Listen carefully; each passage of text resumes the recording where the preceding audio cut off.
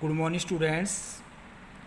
Today I will deliver a lecture on first chapter of 10th class of economics. Chapter name is development.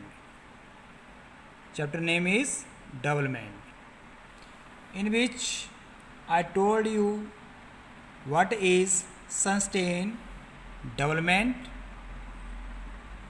Why is the issue of sustainability important for development?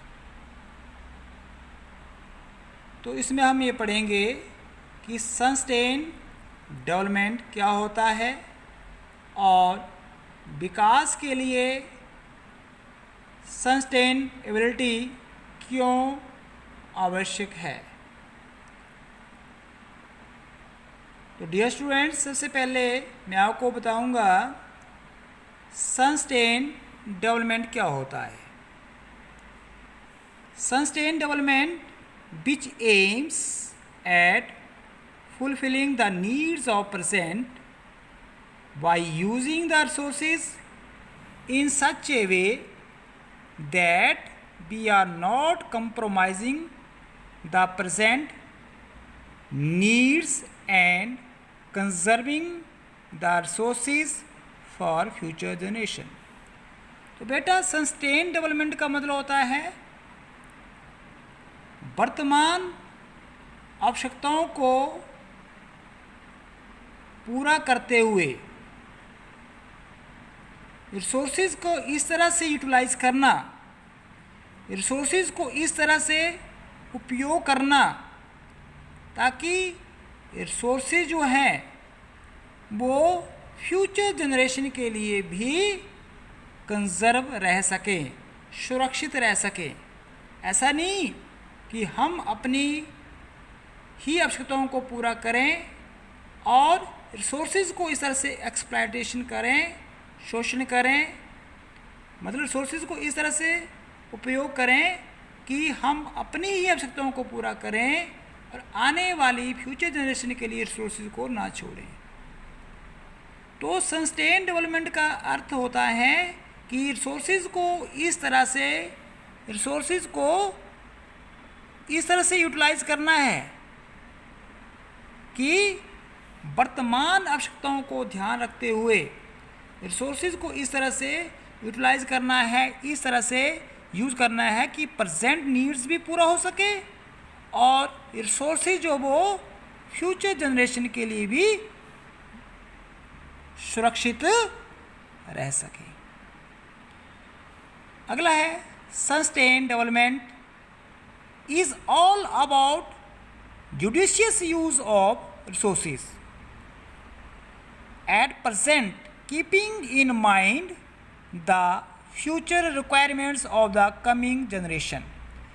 Same इसका यही अर्थ है कि हमने resources को judicious वे के ऊपर use करना है, समझदारी से यूज़ करना है, नियोजित ढंग से यूज़ करना है, आने वाली जनरेशन की रिक्वायरमेंट को मद्देनज़र ध्यान रखना है। इस तरह से हमने रिसोर्सेज को यूटिलाइज करना है और अपनी आवश्यकताओं को भी पूरा करना है और आने वाली फ्यूचर जनरेशन की रिक्वायरमेंट्स को भी ध्यान रखना है। इसी को हम कहते हैं सस्टेन डेवलपमेंट। इसी को हम क्या कहते हैं बेटा? Sustain development. आगे देखिए, जैसे फॉर एग्जांपल हम लेते हैं ग्राउंड वाटर को लेते हैं। वर्तमान में हम देखते हैं ग्राउंड वाटर की समस्या कई प्लेसेस में गंभीर है, सीरियस है। पानी नहीं मिलता पीने के लिए। Water is renewable resources. Water जो वो क्या है? रिन्यूएबल रिसोर्सेज है। लेकिन आज वाटर की कमी क्यों पाई जाती है? आने वाले 30-40 सालों में आपको वाटर की समस्या जो है वो काफ़ी गंभीर होने वाली है। क्योंकि हम वाटर का एक्सेसिव वे के ऊपर यूज़ कर रहे हैं। पॉपुलेशन बढ़ रही है, तो वाटर को हम एक्सेसिव यूज़ कर रहे हैं। देखिए, आज से 50-60 साल पहले वाटर जो है वो 2530 फीट की गहराई के ऊपर ही एक्सट्रैक्ट हो जाता था, निकल जाता था। जब हम बोरिंग करते थे तो 30 फीट या 50-60 फीट की दूरी गहराई के ऊपर, ठीक है, उस पर ही एक्सट्रैक्ट हो जाता है। लेकिन आज देखिए, वाटर कई प्लेसेस में 1000 फीट पर भी वाटर जो वो एक्सट्रैक्ट नहीं होता है, निकलता नहीं है। कारण क्या है? हम वाटर को एक्सेसिव वे के ऊपर यूज़ कर रहे हैं।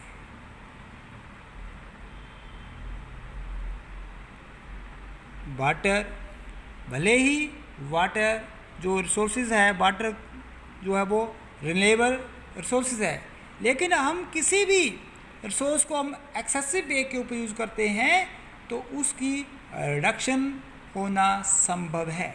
जैसे हम ग्राउंड वाटर को हम ले रहे हैं। इस तरह से कोल है, क्रूड ऑयल जिसमें आता है, जिसमें क्या है, पेट्रोलियम है, कैरोसिन है, डीजल है, ठीक है, फ्यूल ऑयल है, गैसोलीन एक्सेट्रा। तो कोल क्या है? नॉन रिन्यूएबल रिसोर्सेज है, ठीक है, नॉन रिसोर्सेज है।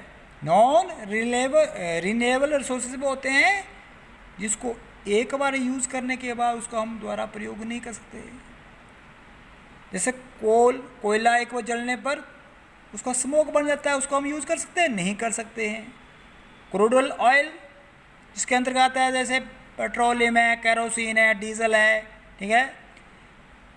तो जब इसको हम गाड़ी में यूज़ करते हैं तो उसको क्या बन जाता है? स्मोक बन जाता है। तो स्मोक बन जाता है तो उसको क्या हम दोबारा यूज़ कर सकते हैं? तो कहने का भाव है, रिसोर्सेज को हमने इस तरह से यूटिलाइज़ करना है, इस तरह से यूज़ करना है। हमने अपनी प्रेजेंट नीड्स को भी पूरा करना है और आने वाली फ्यूचर जनरेशन को भी उसको कंजर्व करके रखना है, सुरक्षित करके रखना है। डियर स्टूडेंट्स,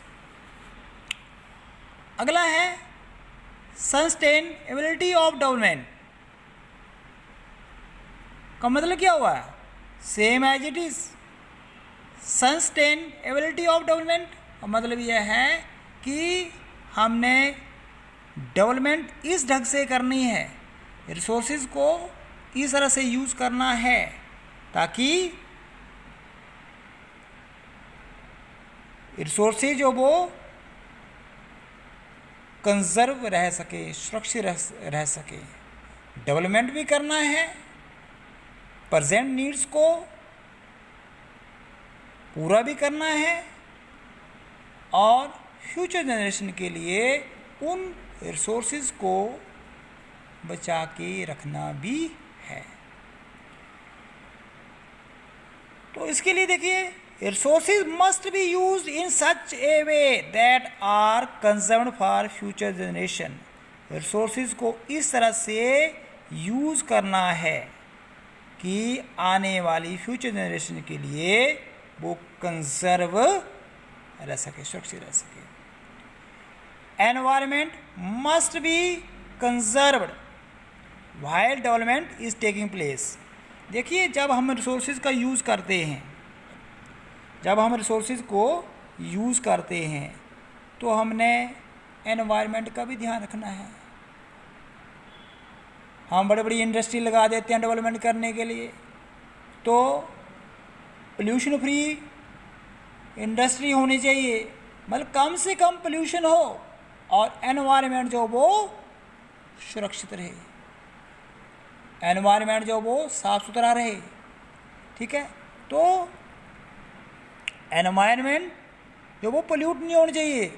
अगर एनवायरनमेंट ही पोल्यूट हो गया तो हम कई तरह की बीमारियों से ग्रस्त हो जाएंगे। ठीक है, तो environment must be conserved while development is taking place. जब भी डेवलपमेंट हो रही हो, डेवलपमेंट कर रही हो, इंडस्ट्री लगाई जा रही हो, तो हमें जो वो एनवायरनमेंट का भी ध्यान रखना होगा। To stop over exploitation, to stop over exploitation and over use of resources. हमें जो है वो किसी भी चीज़ को ओवर एक्सप्लॉयटेशन नहीं करना है, ओवर यूज़ नहीं करना है। जैसे मैंने ऊपर आपको एग्जांपल बताया, ग्राउंड वाटर, ठीक है, non renewable resources just like crude oil, जिसके अंतर्गत मैंने आपको बताया petroleum, kerosene, diesel etcetera so on. तो हमने किसी भी रिसोर्सेज को ओवर यूज़ नहीं करना है। अगर ओवर यूज़ करेंगे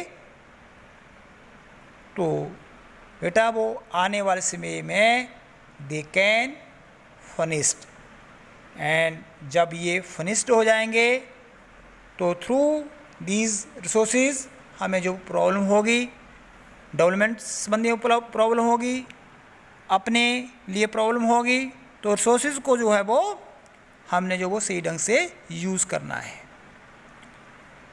sustainability is the capability to use the resources judiciously and maintain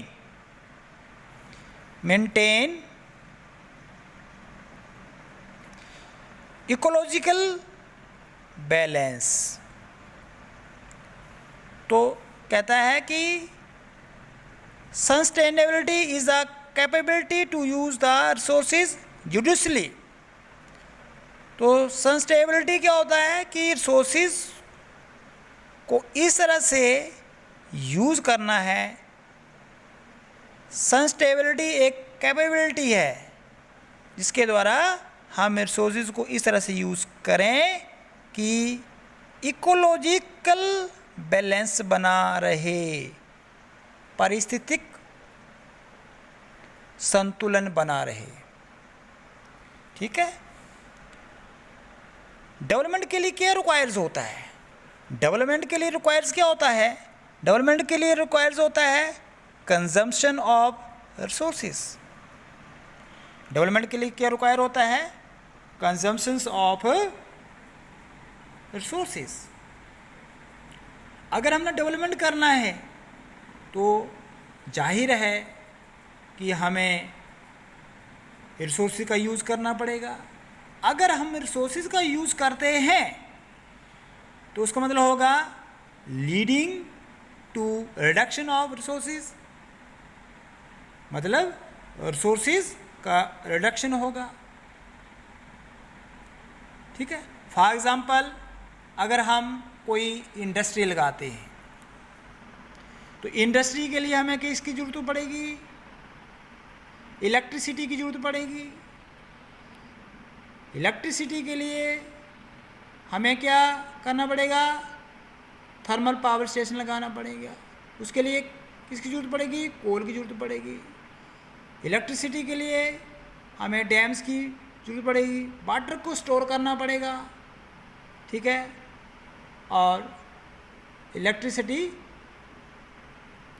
create होगी, इलेक्ट्रिसिटी पैदा होगी। तो कहने का भाव ये है कि जब भी हमें डेवलपमेंट करना है, विकास करना है, तो हमें रिसोर्सेज की रिक्वायरमेंट पड़ेगी। तो रिसोर्सेज की जब रिक्वायरमेंट पड़ेगी तो उसका डिप्लेशन होगा, मतलब रिसोर्सेज कंज्यूम होंगे, रिसोर्सेज रिडक्ट होंगे। तो कहने का भाव है डेवलपमेंट तो करना है, लेकिन डेवलपमेंट किस तरह से करना है कि रिसोर्सेज को इस तरह से हम यूटिलाइज करें रिसोर्सेज को हम इस तरह से यूटिलाइज करें कि इकोलॉजिकल सिस्टम भी बना रहे और फ्यूचर जनरेशन के लिए ये रिसोर्सेज बचे रहें, कंजर्व रह सकें और एनवायरनमेंट भी पॉल्यूट ना हो। तो यही सारी चीज़ें सस्टेनेबिलिटी डेवलपमेंट में आती हैं। तो सस्टेनेबिलिटी डेवलपमेंट के लिए ये बहुत ही इम्पोर्टेंट थिंग्स थी और इसके लिए ये जो है वो सस्टेन डेवलपमेंट के लिए एक या सस्टेन डेवलपमेंट के लिए एक चैलेंजेस है कि हमने जो है वो रिसोर्सेज को ओवर यूज़ नहीं करना है। और ओवर यूज़ करेंगे तो हमारे लिए ही प्रॉब्लम आएगी। इसके लिए हमें इसका ध्यान रखना होगा। तो बेटा ये था हमारा आज का topic, what is sustain development and why is the issue of sustainability important for development. Thank you very much. Okay.